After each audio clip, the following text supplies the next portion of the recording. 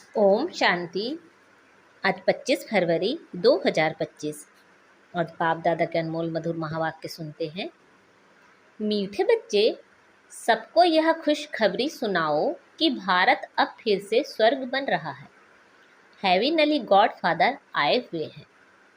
आज की मुरली में प्रश्न है, जिन बच्चों को स्वर्ग का मालिक बनने की खुशी है, उनकी निशानी क्या होगी? उत्तर है, उनके अंदर किसी भी प्रकार का दुख नहीं आ सकता। उन्हें नशा रहेगा कि हम तो बहुत बड़े आदमी हैं, हमें बेहद का बाप ऐसा लक्ष्मी नारायण बनाते हैं। उनकी चलन बहुत रॉयल होगी। वह दूसरों को खुशखबरी सुनाने के सिवाय रह नहीं सकते। ओम शांति।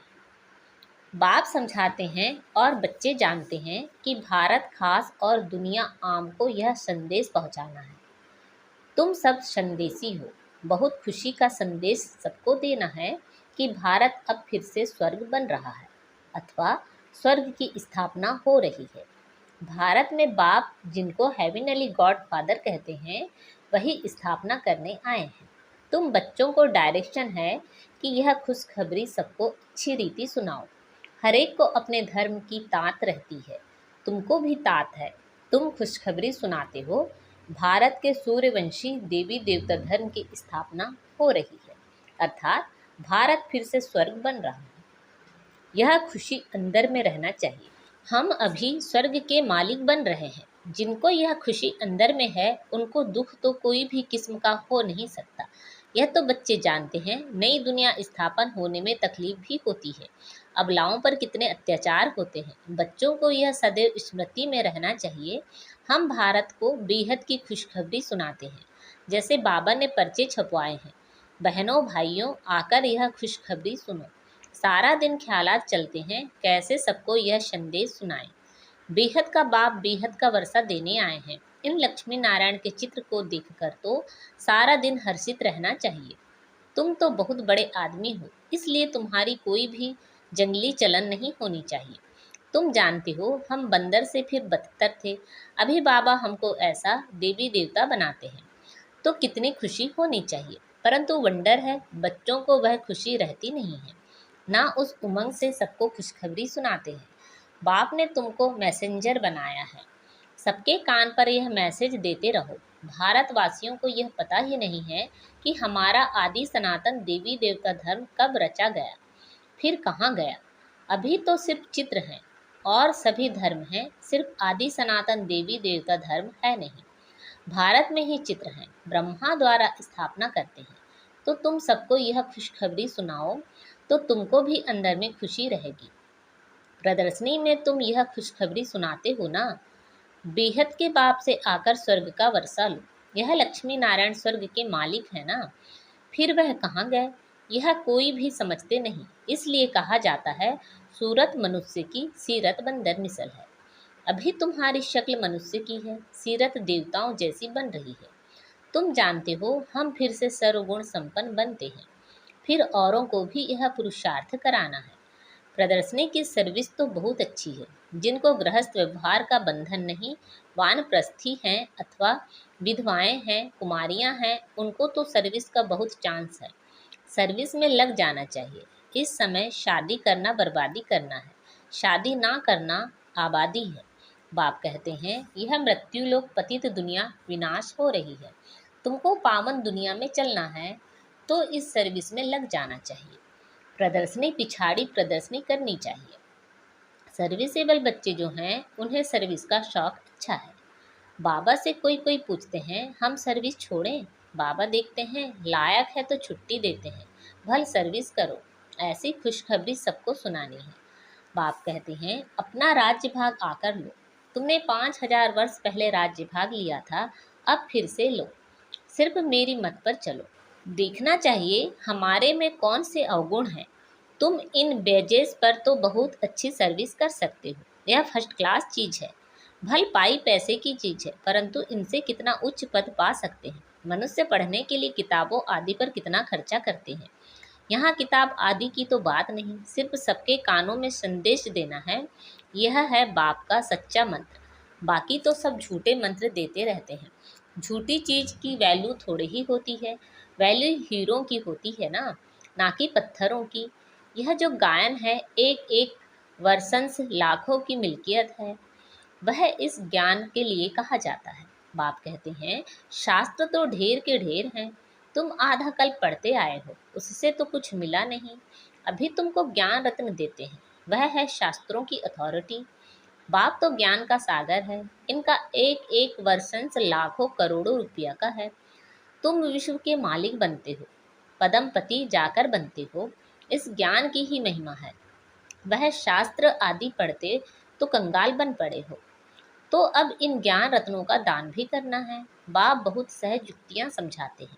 बोलो, अपने धर्म को भूल तुम बाहर भटकते रहते हो। तुम भारतवासियों का आदि सनातन देवी देवता धर्म था, वह धर्म कहाँ गया? 84 लाख योनियां कहने से कुछ भी बात बुद्धि में बैठती नहीं। अभी बाप समझाते हैं, तुम आदि सनातन देवी देवता धर्म के थे, फिर 84 जन्म लिए हैं। यह लक्ष्मी नारायण आदि सनातन देवी देवता धर्म वाले हैं। अभी धर्म भ्रष्ट कर्म भ्रष्ट बन गए हैं और सब धर्म है, यह आदि सनातन धर्म है नहीं। जब यह धर्म था तो और धर्म नहीं थे। कितना सहज है। यह बाप यह दादा, प्रजापिता ब्रह्मा है तो जरूर बी के ढेर होंगे ना। बाप आकर रावण की जेल से शोक वाटिका से छुड़ाते हैं। शोक वाटिका का अर्थ भी कोई समझते नहीं है। बाप कहते हैं यह शोक की दुख की दुनिया है, वह है सुख की दुनिया। तुम अपनी शांति की दुनिया और सुख की दुनिया को याद करते रहो। इन कारपोरियल वर्ल्ड कहते हैं ना, अंग्रेजी अक्षर बहुत अच्छे हैं, अंग्रेजी तो चलती ही आती है। अभी तो अनेक भाषाएं हो गई हैं, मनुष्य कुछ भी समझते नहीं।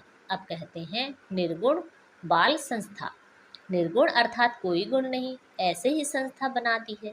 निर्गुण का भी अर्थ नहीं समझते, बिगर अर्थ नाम रख देते हैं।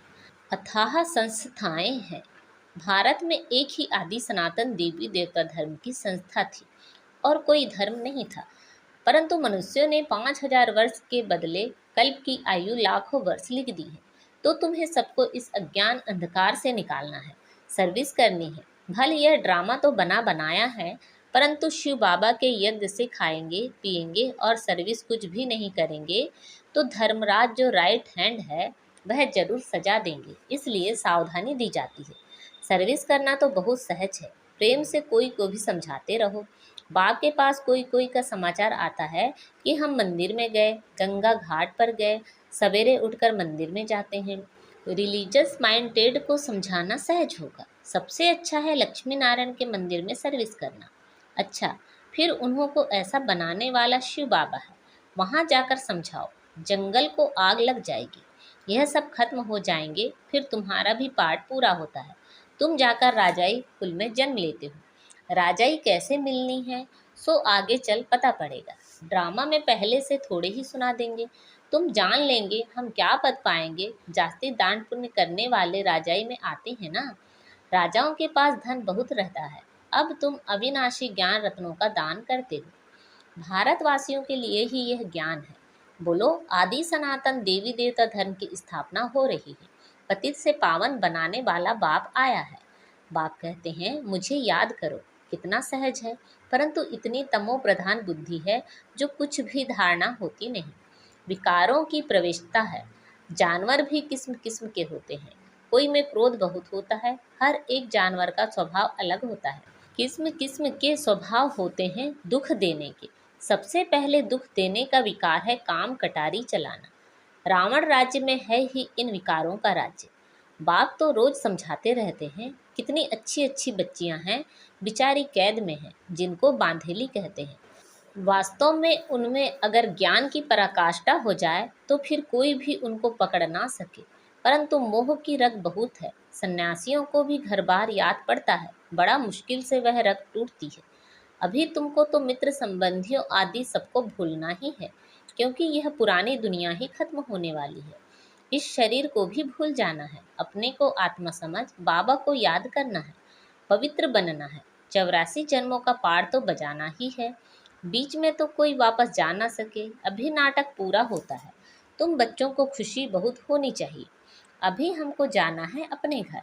पाठ पूरा हुआ। उत्कृष्टता होनी चाहिए। बाबा को बहुत याद करें, याद से विकर्म विनाश होंगे। घर जाएं फिर सुखधाम में आएंगे। कई समझते हैं जल्दी इस दुनिया से छूटे, परंतु जाएंगे कहाँ? पहले तो उच्च पद पाने के लिए मेहनत करनी चाहिए ना। पहले अपनी नब्ज देखनी है, हम कहाँ तक लायक बने हैं। स्वर्ग में जाएं क्या करें? पहले तो लायक बनना पड़े ना। बाप के सपूत बच्चे बनना पड़े। यह लक्ष्मी नारायण सपूत लायक है ना। बच्चों को देखकर भगवान भी कहते हैं यह बड़े अच्छे हैं, लायक हैं सर्विस करने के लिए। कोई के लिए तो कहेंगे यह लायक नहीं है, मुफ्त अपना पद ही भ्रष्ट कर लेते हैं। बाप तो सच कहते हैं ना, पुकारते भी हैं पतित पावन आओ, आकर सुखधाम का मालिक बनाओ। सुख घनेरे मांगते हैं ना, तो बाप कहते हैं कुछ तो सर्विस करने लायक बनो। जो मेरे भक्त हैं उनको यह खुशखबरी सुनाओ कि अभी शिव बाबा वर्षा दे रहे हैं। वह कहते हैं मुझे याद करो और पवित्र बनो, तो पवित्र दुनिया के मालिक बन जाएंगे। इस पुरानी दुनिया को आग लग रही है, सामने एम ऑब्जेक्ट देखने से बड़ी खुशी रहती है। हमको यह बनना है, सारा दिन बुद्धि में यही याद रहे तो कभी भी कोई शैतानी काम ना हो। हम यह बन रहे हैं, फिर ऐसा उल्टा काम कैसे कर सकते हैं? परंतु जिनकी तकदीर में नहीं है तो ऐसी ऐसी युक्तियां भी रचते नहीं, अपनी कमाई नहीं करते। कमाई कितनी अच्छी है, घर बैठे सभी को अपनी कमाई करनी है और फिर औरों को करानी है। घर बैठे यह स्वदर्शन चक्र फिराओ, औरों को भी स्वदर्शन चक्रधारी बनाना है। जितना बहुतों को बनाएंगे उतना तुम्हारा मर्तबा ऊंचा होगा। इन लक्ष्मी नारायण जैसे बन सकते, एम ऑब्जेक्ट ही यह है। हाथ भी सब सूर्यवंशी बनने में ही उठाते हैं। यह चित्र भी प्रदर्शनी में बहुत काम आ सकते हैं। इन पर समझाना है। हमको उच्च ते उच्च बाप जो सुनाते हैं वही हम सुनते हैं। भक्ति मार्ग की बातें सुनना हम पसंद नहीं करते।